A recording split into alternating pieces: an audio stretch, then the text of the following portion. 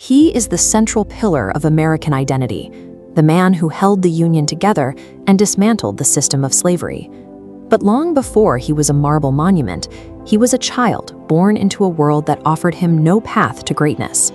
He lived in this windowless, dirt floor cabin in the Kentucky woods, where life was a cycle of back-breaking labor and starvation. The distance between this clearing in the wilderness and the center of national power was so vast that, for almost anyone else in his era, the journey was effectively impossible. On the frontier, books were often viewed with suspicion. His father, focused entirely on the clearing of land, saw his son's reading as a lazy distraction from the chores that kept the family alive. To learn, he had to steal time. After a full day of clearing timber, he would spend his hours of exhaustion hunched over a borrowed book by the unstable light of a hearth fire. Without a teacher or a classroom, he was forced to process information in total isolation, memorizing entire legal texts simply because he didn't know when he'd have access to another book.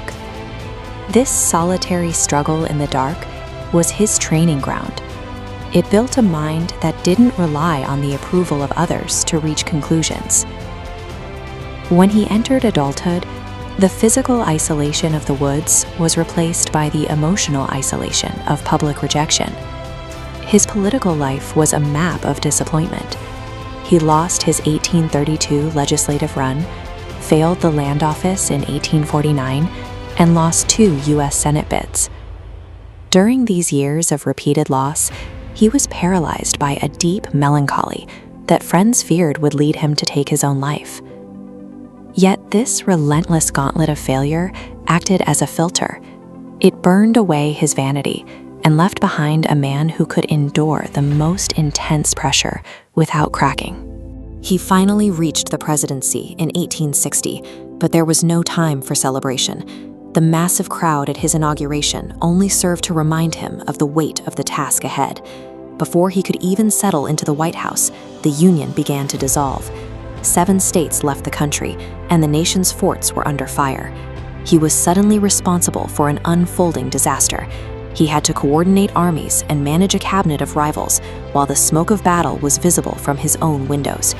He spent his nights reading casualty lists, knowing that every name was there because of a command he had signed.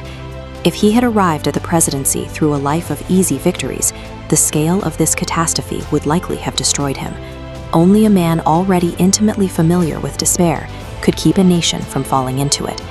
As the war dragged on, his moral clarity on slavery sharpened. He remembered the sight of families in chains he had seen as a young man working on the Mississippi, and he realized the Union could not be saved unless the cause of its rod was removed.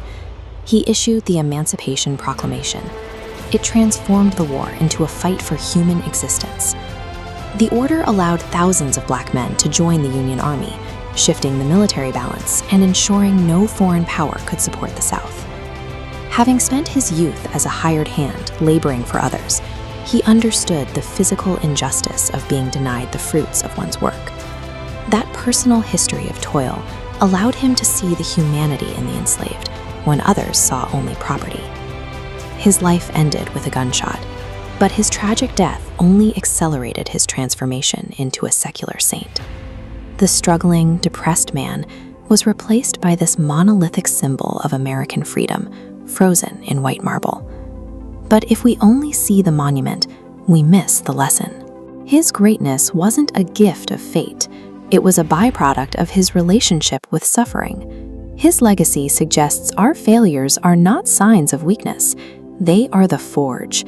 They are the essential materials required to build a life of consequence.